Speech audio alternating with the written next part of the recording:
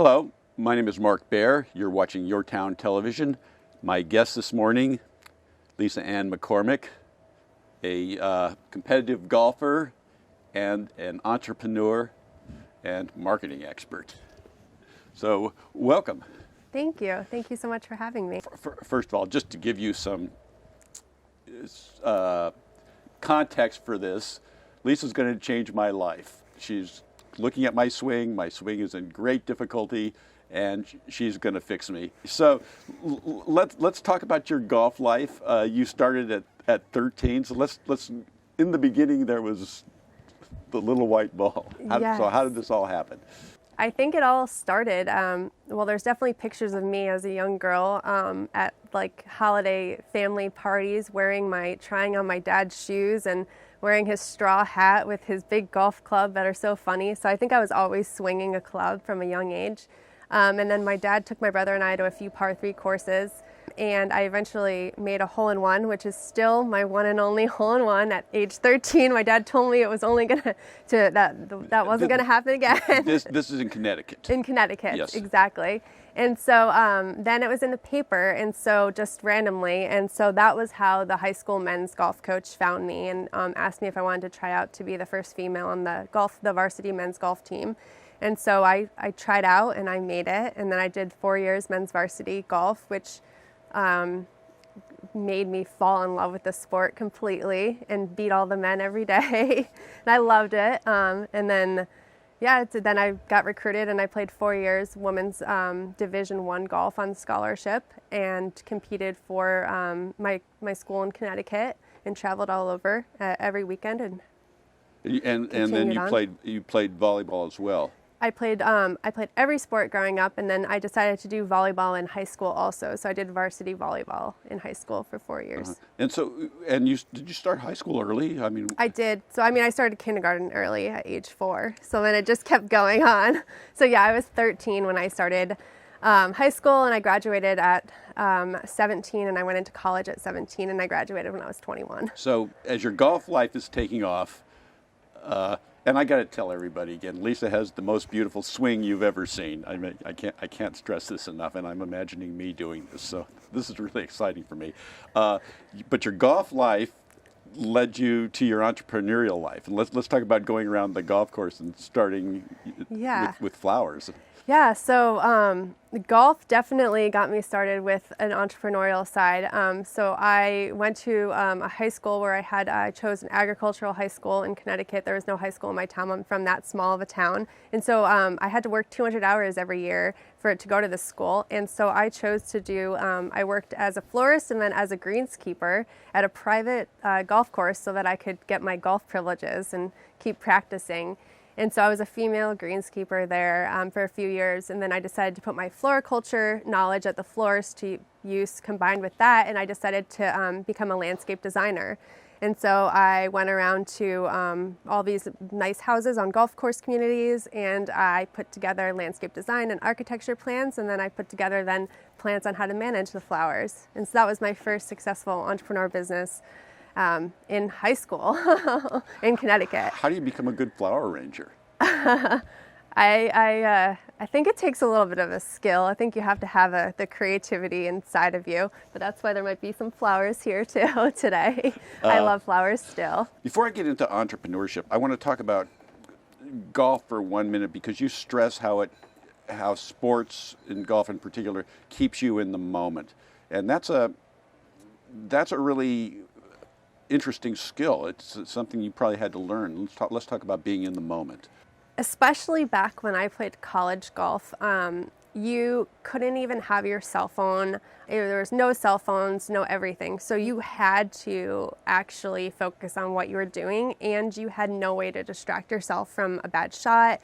If you hit a tree, if you missed a putt, you just had to come back into the round and get over it and get on with the next hole, because that's what you had. If you wanted to put together a good score, you had to learn how to do that. So I think that really, high school golf did it, and then college golf definitely did it. And it's always about being in the present moment. So now even I am 10 plus years out of college and back into the golf world just as an amateur.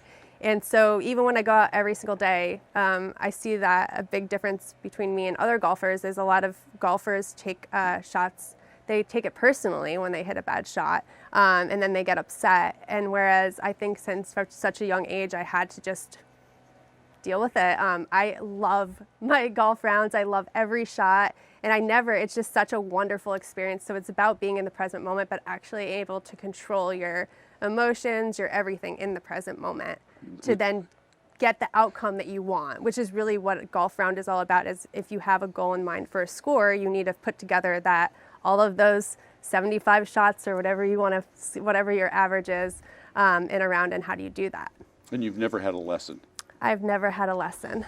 That's quite remarkable. So this prepared you. So let's talk about how golf prepped you for college. Playing varsity men's golf, at the end of it, I was definitely told everyone I probably wasn't going to touch a golf club for a while after playing 4 years with men. And then the second I got to college, of course, I wanted to play, and I was already playing. So there's just golf is such a wonderful sport. I clearly can't get away from it on purpose because every time you go out there, it's up to you. It's up to how your round is completely up to you. So no matter what, golf, brings you back to the present moment, but also for me, being outside in nature, looking around at trees and the birds singing, it's just such a peaceful place for me too. And I think it's because of all those years I spent on a golf course that I have that comfort on the golf course. And then you're 20 years old, and then you're Cisco. So either when you play Division I golf, you turn pro afterwards if you want to go off and you want to be a professional golfer or work at a golf course teaching lessons, or you go off into the business world. And so I had a marketing degree, and I chose to go off into the business world instead of the golf world. And I combined the two actually in the end. But so I decided to start applying for jobs, and I applied for a few jobs, and I applied for one out here in California from Connecticut. And so it was internship at Cisco Systems in marketing, which was what my major was. And so I got it my junior year, and then I got hired full-time for my senior year. So my senior year, I worked full-time with a very great salary, plus I played Division I golf and had to travel every weekend, plus I had to finish and get my degree, which I did. Working for Cisco is, first of all, these are difficult jobs to get. Especially at that age. Second of all, there can't have been many people 20 years old going to school. So how unusual were you in this? Oh yeah, I was the only one I knew under 45. My first, I went to a few conferences from Connecticut to California, and I wasn't even drinking age. So I sat around with everyone 40 plus, and I had to order water when we went out because I was only 20. Yeah, so it was that was what really opened my eyes to how young I was sitting at the dinner table with everyone at that time. I just watch everything you do, and you just really instinctively think in marketing terms. So this is another gift. Where did that come from? So I worked for Cisco, and then I worked for them for 7 years. And I was working remotely, so I was in Connecticut, and I moved to Jupiter, Florida. The golfer in me couldn't stay away from Jupiter, so I did that for a year before I moved out to California. And then in 2015, I started my own company. But up until then, so I worked for Cisco Systems full-time, and either you work for a salary like that, or you choose to piece together your income. And so I think that I always enjoyed piecing together and just figuring it out as I went. You seem like a girl with a plan. And I always have a plan. Yeah. There's always an end goal. Is that instinctual, or how did you learn this stuff? Well, that even goes back to a golf round. Yeah. So you think about when you are playing in a tournament, I never did it based on winning a tournament. It would be based on what did I want to shoot? What did I think I could shoot that day with how well I've practiced the week before? Because that's really what it comes down to, is how much time did you spend putting and chipping to get the feel, so then you're totally confident for that tournament. So it all comes down to how prepared are you? How much have you thought about it and done work of writing notes and to figure out your plan? And then in a process, you need a process to get to that plan too. In the golf world, is this kind of planning common, or people just... You have to plan out your shots, yes. And the difference between a professional and an everyday player is that planning. Exactly. So yeah, you think about every shot and every next shot. And also I'm a pool player. So pool, like that, you really have to plan for pool. And so that, I think the planning for the shot, like for golf, it came natural with playing pool, growing up playing pool. Because for pool, you think a few shots ahead, even more than golf, because you can. So that's, I think yeah, every sport definitely gives you that ability to plan. So you wanted to come to California, you were going to San Jose, then you ended up deciding you liked Pacific Grove better, and then you're working for Cisco, and then you come here and then you become the first woman caddy at some very exclusive private golf clubs here. Yes. So I moved here all by myself with just my dog that I got in Jupiter, Florida, and with every end goal of mine to move to San Jose. But I flew into San Jose with my dog, and we spent about a week there, and then we decided to drive down the coast, and we ended up here in Pacific Grove. And so I just fell in love the second I got here. And I, though, was still working full-time for Cisco Systems, so with goals of mine to be a vice president pretty soon after that too. So I decided that I wanted to start commuting up there since I lived here. So I spent a lot of my time living here, but yet loving the energy in the Bay Area. So I did it from 2012 to 2015, where I was living here, but kind of wanting to be up in San Jose too, but yet not wanting to live there. So then I was like, how can I do this here? Started my own marketing company called LM Digital Marketing. And I went to all local businesses, from restaurants to surf shops to art galleries. And I built websites and did their email marketing newsletters. And then a few years after that, I decided I was doing well, but I was missing golf. So I was like, I need to get back into the golf world. So I was like, I guess I should be a caddy. Why not? So yeah, I decided to show up with a golf resume, which no one had ever seen before in this area.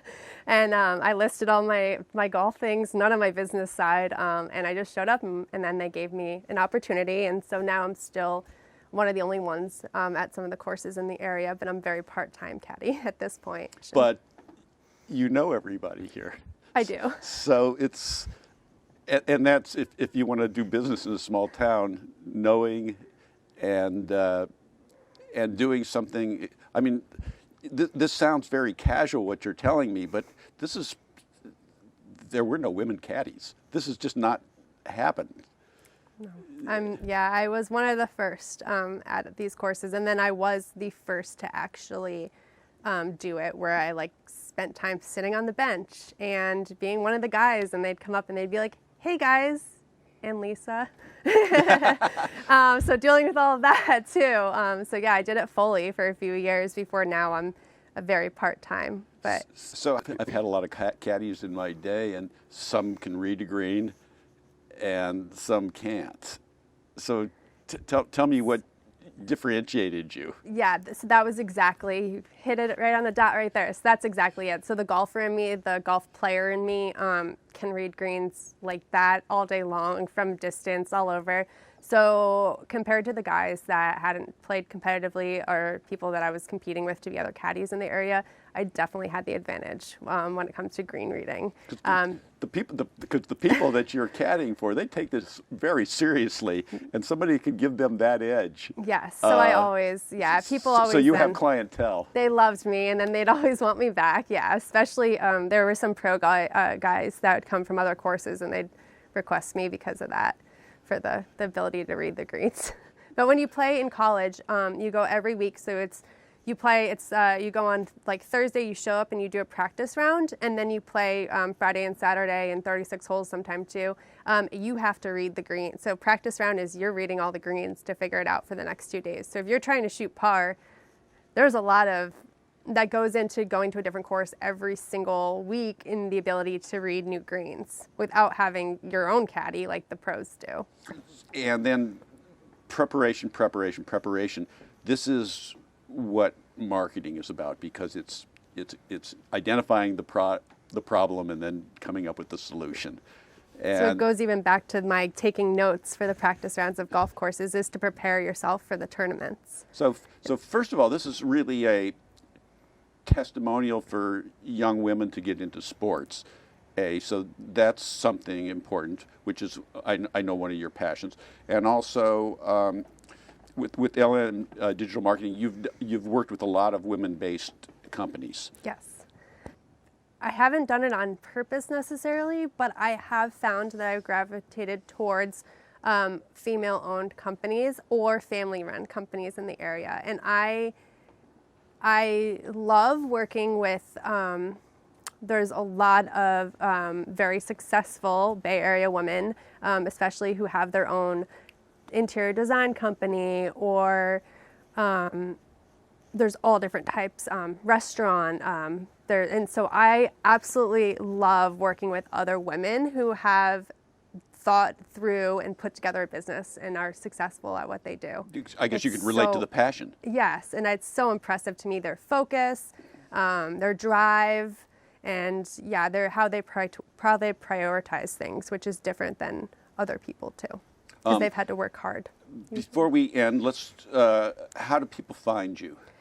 On Instagram, I'm Lisa Ann Golf, and for my company, it's LM Digital Marketing, and you can do lmdigitalmarketing.com or lisa@lmdigitalmarketing.com. And I love helping small to medium-sized businesses in this area. I do websites, I do newsletters, I do advertising, I do Google pay-per-click. I'm a Google agency partner. My company is. So anything marketing-based, I love, and I would love to help brand every company in the area. Okay, and then before we end this interview, I want to affirm how my swing is going to be. He's going to have the best swing out there. I want everybody to hear that again. He has a natural swing, and so he's going to be easy. It's ugly now, but I'm going to be pretty. Yes, you will. This is Mark Baer. I'm with Lisa Ann McCormick. You're watching YourTown television, and I'm going to come back better. You're going to watch that swing. See you later.